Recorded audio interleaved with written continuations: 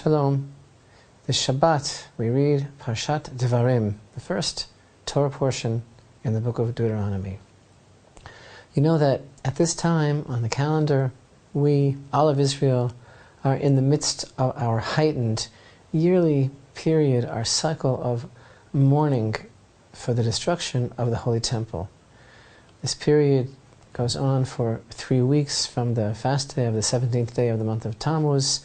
We're now actually in the beginning of the month of Av, in the first week of the month of Av, and this Shabbat is actually the day of Tisha B'Av, the 9th day of the month of Av.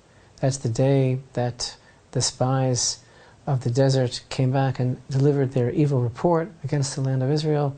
That was a day that set into motion a cycle of destruction and suffering, and the destruction of both holy temples as well as other calamities took place on this day. And this Shabbat we begin the 5th book of the 5 books of Moshe, the book of Deuteronomy, called the book of Devarim, meaning words. And what's going on here in the book of Deuteronomy is that over the last 5 weeks of Moses' life, beginning on the first day of the month of Shvat and ending on the 6th day of the month of Adar, Moshe explained the entire Torah to the children of Israel. And this explanation, we'll call it, is the substance of the entire book of Deuteronomy. On the 6th of Adar, he was informed by the Almighty of his impending death, and he charged Yehoshua to take over. On the 7th day of Adar, he blessed the people of Israel and passed into the coming world. This book of Devarim, Deuteronomy, is different in its very essence from the previous 4 books of the Torah, in that the voice is the voice of Moshe himself, and this book, called by our sages Mishnah Torah, which literally means a redaction or a review of the Torah, does indeed review some of the commandments, but the book is far from merely being a review of the previous 4 books of the Torah. Devarim introduces many new commandments and also inspiration, admonition, and in general, preparation for the new life that the people of Israel would be living in their land. And in fact, in a word, we can really say that the entire book of Devarim is completely focused on life in the land of Israel. This week's Torah portion, the first Torah portion of this book, Parashat Devarim, begins famously with words of rebuke. But this is not your average rebuke.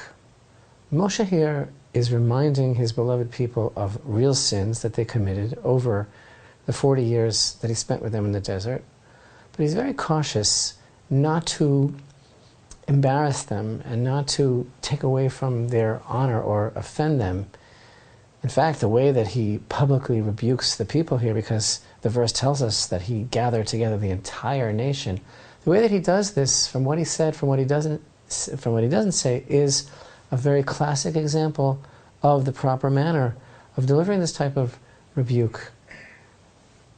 He exercised so much caution, so he was talking about real sins, though how much more caution would be required when there is real justification. But Moshe, whose love for the children of Israel, even when they were wayward, knew no bounds, he spoke in this poetic code. It's veiled, it's not harsh. It's what even could be called maybe a sweet rebuke. He has to chastise, he has to rebuke, but he does it in a certain kind of gentle manner, and he has to remind the people now of the past, of the difficult past. It's part of their cleansing process. It's part of separating them from their past mistakes. It's a reality check. Everybody needs a reality check. It's part of the preparation, final stages for entering into the land. And so the parsha begins. These are the words which Moses spoke to all of Israel on the other side of the Jordan, in the desert, in the plain opposite the Red Sea, between Paran and Tophel and Lavan and Chatzerot and Dizahav. And these names here, Paran, Tophel, Lavan, Chatzerot, Dizahav, our sages mention that they don't even exist. These are not names that you can find in MapQuest, Google Maps, or Waze. these refer to places that don't really exist. It's a code. He rebuked them, for example, on the other side of the Jordan. He was referring to what they did there in the desert, for what they did in the desert when they said, if we only died here in this desert, and in Arava, for what they did in Arvot Moav. Opposite Suf is a reference to what they did at the sea. Between Paran and Tophel and Lavan are references to their speaking against the manna. Chatzerot is when they did not take the lesson of Miriam to heart, and Dizahav refers to the worst thing of all that they did, which was the golden calf. He gives these simanim, these veiled allusions, because of his tremendous love and respect that he has for his people. Maybe he knew it's the only way that they could actually hear it. And after he delivers his rebuke, he blessed them. And he said, "May Hashem, the God of your fathers, increase you 1,000-fold." And by the way, the whole process of this review of the Torah is very, very awesome. Our sages explained that he explained the entire Torah to every single individually. He said to them, "I'm close to my death. Whoever heard a word, a verse, a section, a chapter, and didn't understand, come to me now and I will go over it with you again." And he brought the light of the Torah to each member of the children of Israel. And there's a degree of timing always in the juxtaposition of the Torah portions and the calendar. And there is a sense of timing, even perfect timing.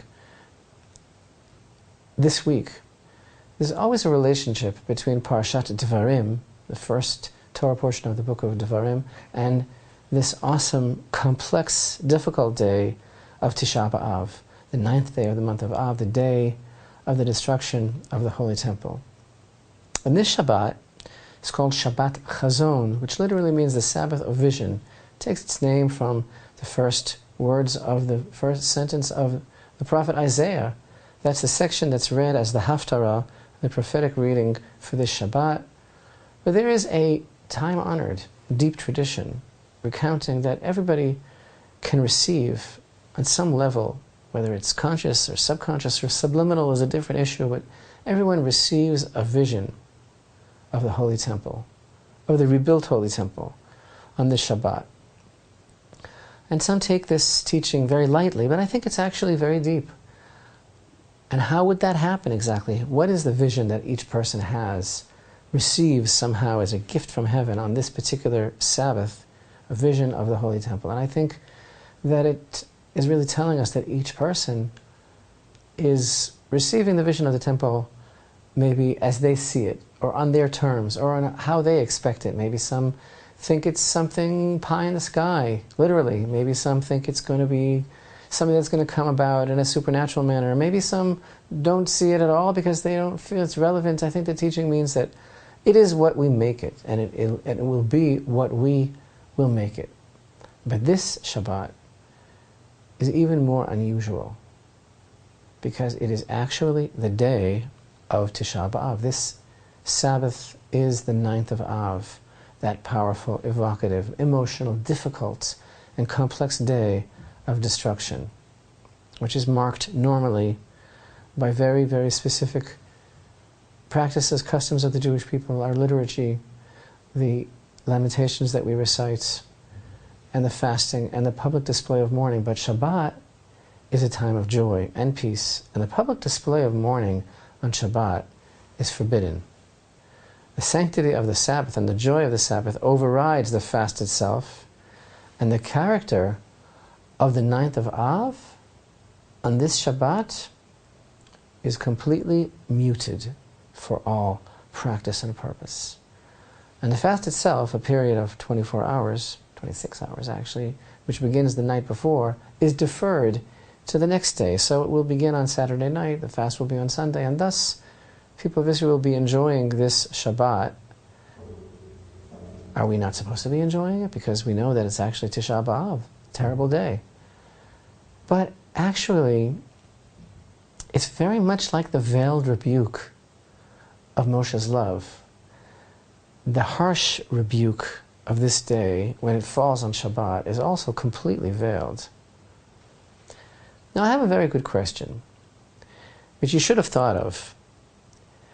this rebuke that we are reading about in the beginning of Parshat Devarim, when Moses gathers together the entire nation and begins his recitation prior to his taking leave of his people, this rebuke was for the sins of the previous generation. All these places that he's mentioning, all these ideas, these were the sins that were committed by that difficult generation of the desert. But this is no longer the generation of the desert. They all passed away, and very, very soon, these are the children, the younger generation, that's going to be passing into the land. So what does the thing that he's saying, these rebuke, what does it have to do with these, their children, entering into the land? And we know that they were not held responsible for the misdeeds of their fathers. And you know what? In a similar vein, a very powerful, moving statement, difficult statement, that our sages make. Sages state, every generation in which the Holy Temple is not rebuilt is reckoned by heaven as the generation in which it was destroyed.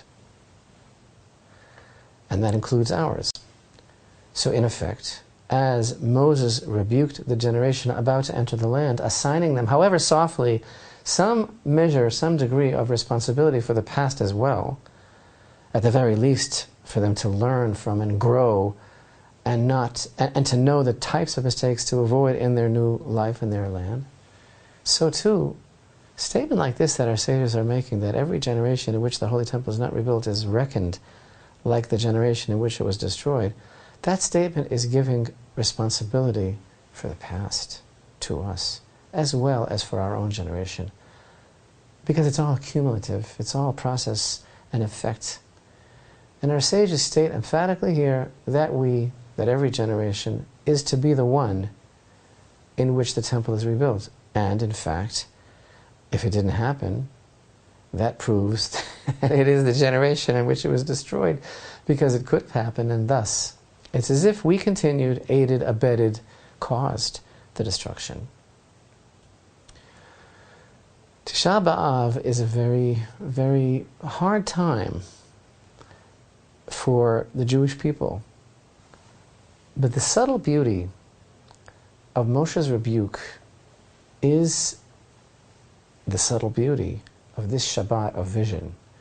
This Shabbat of Tisha B'Av, in which the mourning has been removed, but it really hasn't been removed. It can't be.